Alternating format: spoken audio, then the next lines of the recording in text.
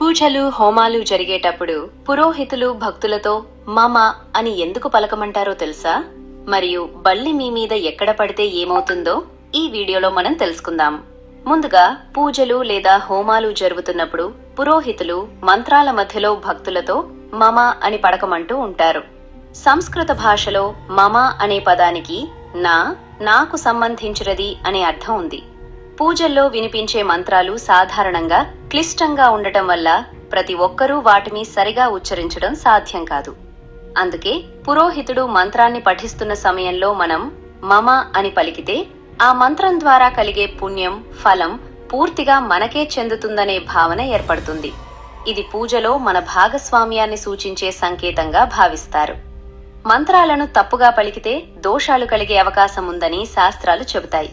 అలాంటి ప్రమాదాలు లేకుండా భక్తితో మమ అనే ఒక్క పదాన్ని పలకడం ద్వారా ఆ పూజా కార్యాన్ని మనమే స్వయంగా చేసినంత పుణ్యఫలం లభిస్తుందని ఆచార విశ్వాసం. అందుకే పూజల సమయంలో మమ అనడం ఒక ఆధ్యాత్మిక రక్షణతో పాటు పుణ్య సాధనగా భావిస్తారు. అలాగే హిందూ ధర్మశాస్త్రాల ప్రకారం బల్లిని లక్ష్మీదేవి స్వరూపంగా భావిస్తారు. ఉదయం నిద్రలేవగానే బల్లిని చూడటం అత్యంత శుభప్రదమైన పరిణామం. ఇది మీ జీవితంలోని దరిద్రాన్ని పారద్రోలి త్వరలోనే విజయం వరిస్తుందని చెప్పడానికి నిదర్శనం.